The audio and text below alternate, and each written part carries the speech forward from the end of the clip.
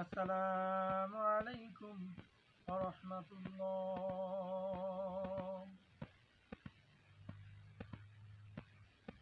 আলহামদুলিল্লাহি রাব্বিল আলামিন।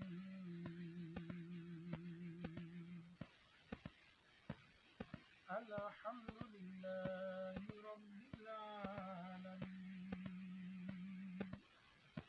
সকল প্রশংসা মহান আল্লাহ তাআলার জন্য, যিনি আমাকে বড় নিয়ামত প্রদান করেছেন, এত নিয়ামতের ভিতরে রেখেছেন। এজন্য আমি কেন আল্লাহ রাব্বুল আলামিন যখন ইনসান রয়েছে, মানুষ জাতি এবং জিন জাতি রয়েছেন, জিন এবং ইনসান জাতি রয়েছেন, তারা প্রত্যেকেই এত নিয়ামতের ভিতরে রয়েছেন। যদি কোনো বান্দা কোনো বান্ধবী জিন এবং ইনসানের ভিতর এখন থেকে শুরু করে কিয়ামত পর্যন্ত তোমার কিয়ামত যদি পেয়ে যায়। কারণ আমরা বর্তমানে এমন জমানায় জীবিত রয়েছি যে জমানায় ঈমান রাখা বড্ড কঠিন হয়ে গেছে। বর্তমান মানুষের ঈমান আছে কিনা তাই সন্দেহ হয়ে যায়। ও আমার পানের ভাইরা, এজন্য আমি বলবো আল্লাহ রাব্বুল আলামিন যেন আমাদেরকে ঈমানের পথে ধাবিত রাখেন, ঈমানওয়ালা বান্দা হিসেবে কবুল করেন। কেননা আমরা জানি না কোন পাখি আমরা ঈমানওয়ালা হয়ে যাই। আমরা এমন শিক্ষা বর্তমান মানুষ জিনা মনে করে না, গুনাহের কাজকে গুনাহ মনে করে না, সুদকে মানুষ সুদ মনে করে না, সুদকে মানুষ ব্যবসা মনে করে, সুদকে মানুষ স্বাভাবিক পর্যায়ে মনে করে। সাধারণত প্রত্যেক দেশে বিভিন্ন লোন নিয়ে দিলেও আমার পানের ভাইরা লোন নিয়ে কেন আপনার ব্যবসাকে হারাম করেন। যাই হোক, আজকের আলোচনা আমার ওইদিকে নয়। ও আমার পানের ভাইয়েরা, আমি আপনাদের কাছে হাত জোড় করে বলি, বাঁচিয়ে রাখে আল্লাহ রাব্বুল আলামিন। যদি ঈমানকে ধরে রাখেন, ওরা কবুল করেন, যদি হজ আপনার উপর ফরজ হয়, হজ অবশ্যই পালন করেন। আজকে আমরা এই হজ বিষয় নিয়ে একটু আলোচনা করব। ইসলামের 5টা রুকনের ভিতর একটা রুকন হলো হজ। আপনি যেই রকমের কালিমা পড়ে আপনি মুসলমান হন, সেই রকমের নামাজ সালাত আদায় করলো আল্লাহ তাআলার হুকুম। 5টা রুকনের ভিতর এক রকম হলো কালিমা, নামাজ, রোজা, হজ, আমাদের 4 নম্বরে যাকাত পাঁচ নাম্বার। আজকে হজের ছোট একটু আলোচনা। আমি রাসূলুল্লাহ মুহাম্মদ রাসূলুল্লাহ সাল্লাল্লাহু আলাইহি ওয়াসাল্লামের মধ্যে অনেক অজস্র অগণিত হাদিস পেয়েছেন। যে একটা হাদিস ইনশাআল্লাহ বলবো। প্রথমে আমরা জেনে নেই কিয়ামতের ময়দানে বিশ্বনবী মুহাম্মদ রাসূলুল্লাহ সাল্লাল্লাহু আলাইহি ওয়াসাল্লাম বলেছেন, কিয়ামতের ময়দানে একজন হজ আদায় করতে যদি কোনো বান্দা কোনো মানুষ সালাম করে হজ করেন, তাহলে কিয়ামতের ময়দানে তাকে একজন নয়, দুজন নয়, 100 জনও নয়, 200 জনও নয়, 300 জনও নয়, 400 জনের তার আত্মীয় স্বজন, প্রতিবেশী, বন্ধু বান্ধব যারা রয়েছে, এই 400 জনের ভিতরে তাদের জন্য সুপারিশ করে জাহান তাদের জন্য সুপারিশ করতে পারবেন। অর্থাৎ যারা জাহান্নামে হয়ে গেছে তাদের জন্য বলতে পারবেন, ও আমার মাওলা, তুমি তো আমার অনেক দেখতে আত্মীয় নয়, দেখে মাফ করে দাও না মাওলা, মাফ করে দাও না মাওলা। যদি কোনো বান্দার সাথে আমার উপরে খেয়ানত না করে থাকেন, বান্দার কোনো গুনাহের কারণে আদালতের সামনে থেকে থাকেন, আল্লাহ তাআলা ওই হজ করেওয়ালা ব্যক্তির উসিলায় আপনাকে মাফ করে দিতে পারেন, আমাকে মাফ করে দিতে পারেন। এই জন্য আমি হাত জোর করে বলি, যাদের উপর হজ ফরজ হয়েছে তারা অবশ্যই হজ করেন। তারপর প্রতি বছর মুসলমানরা করেন।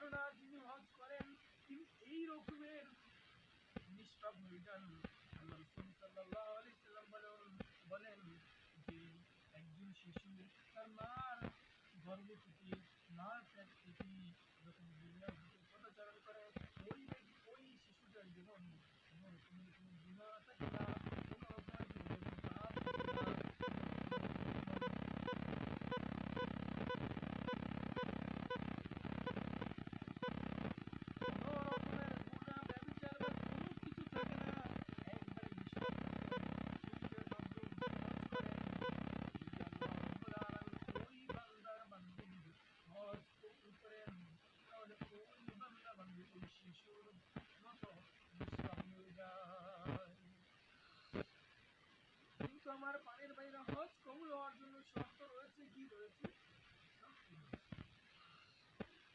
দেখুন, শর্ত হলো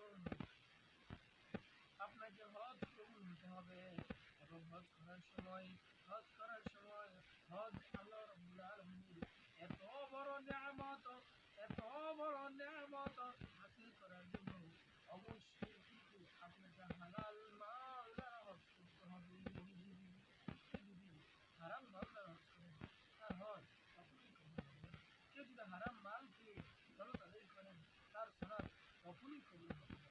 কেন? আল্লাহ রাব্বুল আলামিন কেউ যদি এক লোকমা পরিমাণ হালাল খাবার খায়, হারাম খাবার খায়, কিন্তু এক লোকমা পরিমাণ যদি কেউ হারাম খানা খায়, কি খায়,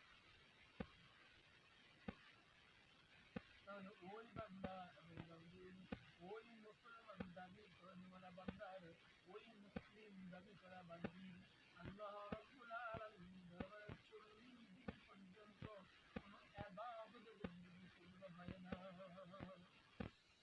ও আমার পানির ভাইয়েরা, এই জন্য হজ করার সময় অবশ্যই আপনারা হালাল মাল থেকে, হালাল টাকা থেকে হজ করতে যাবেন। সুদ খেয়েছেন সেই টাকা দিয়ে দিয়েছেন, ঘুষ খেয়েছেন সেই টাকা দিয়ে দিয়েছেন, বাটপারি করে চিটারি করেন, জুলুম করে, অত্যাচার করে, নির্যাতন করে, চিন্তাই করে, সন্ত্রাস করে, চাঁদাবাজি করে ওই টাকা দিয়ে আপনি হজ করতে গিয়েছেন, কখনো কখনো আপনার হজ কবুল হবে না। তওবা করেন, ফিরে আসেন, এবং তওবা করার পর আপনি যেইভাবে ওই মালকে পবিত্র করতে হয়, এই বিষয়গুলো আমরা একটু আলোচনা করেছি। আপনি যদি সুদ খেয়ে থাকেন, আপনি যদি হারাম ভাবে উপার্জন করে থাকেন, ওই হারাম মাল থেকে আপনার সম্পদকে কিভাবে পবিত্র করবেন, এই বিষয় নিয়েও কিন্তু আমি একটু আলোচনা করি। এই চ্যানেলেই রিভিউ দিয়েছি আপনারা দেখি যে আমি তো হারাম খেয়ে দিয়েছি, জানি কিন্তু সুদ খেয়েছি, অথবা হারাম করতে উপার্জন করি, যে কোনো করতে পারি, ঋণ করি, ধোঁকা দিই, কাউকে চুপ করি, প্রতারণা করি, জুলুম করি, অত্যাচার করি, সন্ত্রাসী করি, চাঁদাবাজি করি, যে কোনো ওয়েতে আমি টাকা উপার্জন করেছিলাম, কিন্তু সেই মাল আমার কিছু রয়ে গেছে, তো সেই মাল কিন্তু আমি আমার মাল করে ভবিষ্যৎ করবো। এই বিষয় নিয়ে আপনাদের সেটা দেখুন।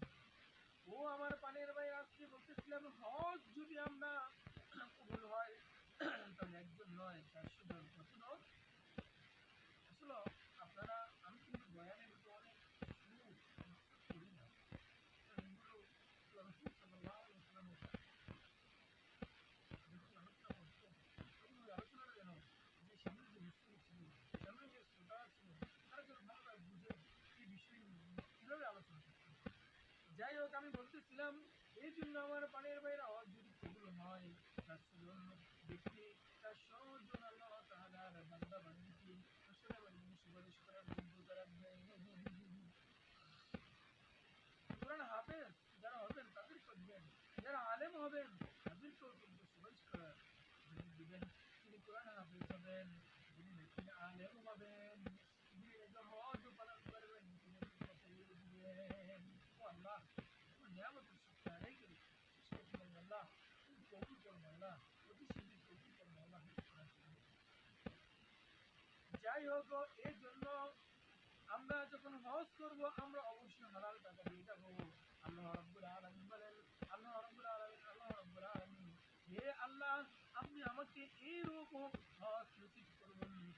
আমি আমি আল্লাহ রাব্বুল আলামিনের দরবারে দোয়া করবেন, হে আল্লাহ, আপনি আমাকে এইরকম হজ নসিব করুন, যেরকম হজ করলে আপনি কবুল হবেন, হালাল টাকা দিয়ে যেতে পারি।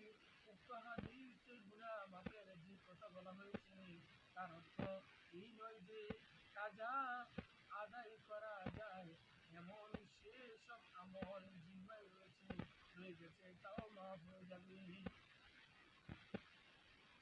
এবং অন্যের ঋণ পরিশোধ, এর জন্য আমি আবার বলছি যে অন্যের যদি মাল, অন্যের যদি হক নষ্ট করে যান, সেটা কিন্তু আসলে ময়দানে কোনোভাবেই আপনার কিন্তু মাফ হবে না। এই জন্য বিশ্বনবী মুহাম্মদ রাসূলুল্লাহ সাল্লাল্লাহু আলাইহি সাল্লাম আরো একটি হাদিসের মধ্যে বলেন, যে হারাম মাল দ্বারা, যে ব্যক্তি হারাম মাল দ্বারা হজ করে এবং হজ করার সময় এই দোয়া পাঠ করে, কোন দোয়া জানেন? লাব্বাইক আল্লাহুম্মা লাব্বাইক।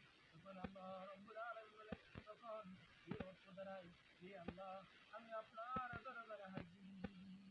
লাব্বাইক আল্লাহুম্মা লাব্বাইক, লাব্বাইক আল্লাহুম্মা লাব্বাইক। হে আল্লাহ, আমি আপনার দরবারে হাজির, আমি আপনার দরবারে হাজির। তখন আল্লাহ রাব্বুল আলামিন কি বলে জানেন? যদি আপনার হারাম মাল্লার যান, লা লাব্বাইকা ওয়ালা সাদাইকা। এটা বলেন আল্লাহ রাব্বুল আলামিন। আল্লাহ রাব্বুল আলামিন বলেন, লা লাব্বাইকা, লা লাব্বাইকা ওয়ালা সাদাইকা وجحرك مردود عليك। আল্লাহ রাব্বুল আলামিন বলেন তোমার লাব্বাইক, তুমি তো বলো যে আমি হাজির, আল্লাহ আমি তোমার দরবারে হাজির, এই কথাটা বলেন। তখন আল্লাহ রাব্বুল আলামিন বলেন, কোনো কিছুই তোমার লাব্বাইকে, লা শারিকা লাব্বাইকে, কোনো কিছুই আমার কাছে কবুল হয় না, কবুল নয়, কবুল হয় না, কবুল নয় তোমার কোনো কিছুই আমার কাছে। এবং তোমার হজ তোমার মুখের উপর আমি নিশ্চিত করে দিলাম। এজন্য খারাপ বান্দারা যদি আপনি হজ করতে যান, তখন আল্লাহ রাব্বুল আলামিন বলে, লা লাব্বাইকা ওয়ালা সাদাইকা। আল্লাহ রাব্বুল আলামিন বলে, তোমার লাব্বাইকা, তোমার লাব্বাইকা, তোমার হাজির হওয়া, তোমার উপস্থিত হওয়া, এজন্য আমি তোমার কাছে ফিরিয়ে দিলাম, তোমার মুখের উপর নিশ্চিত করে দিলাম। হারাম বান্দারা এসেছে হজ করার জন্য। এজন্য আমাদেরকে যেই কর্মই করি না কেন, অবশ্যই আমাদেরকে হালাল পথে জীবিকা নির্বাহ করতে হবে। এজন্য তুমি আমার অনুগত্যের জন্য হাজির হওনি, কেননা তুমি যদি আমার অনুগত্যের জন্য হাজির হইতা, তবে অবশ্যই তুমি হালাল মাল দ্বারা আমার এই হুকুম বাস্তবায়ন করার জন্য আসতা, এবং তোমার হজ তোমার অবৈধ ও অপবিত্র অপবিত্র মালের কারণে আমার পবিত্র দরবারে তোমার কোনো গ্রহণযোগ্য নয়, তোমার কোনো স্থান নেই। যদিও তুমি যদিও যদিও এর দ্বারা তোমার যে হজের খরচ ছিল, হজের খরচ ছিল, কিন্তু আল্লাহ রাব্বুল আলামিনের যে হুকুম, যে হজ আদায় করা, তোমার এই হজ আদায় হইতে বটে, কিন্তু হজের দ্বারা কোনো নেক নাই। আপনি ঘরে যারা নাকি সলাত আদায় করবেন, খরচ আদায় হতে পারে, কিন্তু সলাত আদায় করলে আসসালাতু লিত-তাওয়াজ্জুহ, নামাজ যে বেহেশতের চাবি, সেটা কিন্তু কখনোই পাবেন না, কখনোই পাবেন না। এই জন্য আমার ভাইয়া ভাইয়া, যারা নাকি আমরা হজ করতে যাবো, হজ করবো, নিয়ত করেছি, তারা অবশ্যই কিন্তু হালাল মাল দ্বারা হজ করতে যাবে। হজের খরচ কয়টা, এই বিষয়টি কিন্তু আমি আলোচনা করবো ইনশাআল্লাহ, আল্লাহ যদি তৌফিক দান করেন। কারণ অনেক তো এই আলোচনা করিলাম হজের ফজিলত সম্পর্কে, যে হজ করলে কি হয়। একজন না, শুধু তাই নয়, আল্লাহ রাসূল সাল্লাল্লাহু আলাইহি ওয়াসাল্লাম আরো একটি হাদিসে বলেছেন, যিনি হজ গ্রহণ করেন এবং জিহাদে যোগদান করেন অথবা জিহাদে গমন করেন, আল্লাহ তারা হলেন, আমি আমি রাসূল বলে গেলাম, তারা হলেন আল্লাহ তাআলার মেহমান। আচ্ছা, মেহমান যদি হয়, তাহলে আল্লাহ রাব্বুল আলামিন মেহমানদারকে কি করবেন? আমরা যে দুনিয়ার দরবারে কারো বাড়িতে মেহমান হিসেবে দাঁড়াইছি ভাই, এখন ওই বাড়িতে যাওয়ার পর ওই বাড়ির যারা মেজবান ছিলেন, তারা কিন্তু আপ্যায়ন চেষ্টা করে, যত রকমের ভালো কিছু আছে, পোলাও, যদি সামর্থ্য থাকে মুরগির গোস্ত, গরুর গোস্ত, মাছ, আরো অনেক আইটেম যা রয়েছে, উন্নত খাবার, জর্দান, পোলাও, সিমাই ইত্যাদি যত রকমের ভালো ভালো খাবার রয়েছে, দই, সবগুলো কিন্তু আপনার সামনে এনে হাজির করে দেয় সামর্থ্য থাকে। আচ্ছা, আল্লাহর কি সামর্থ্য কম আছে? কি বলে?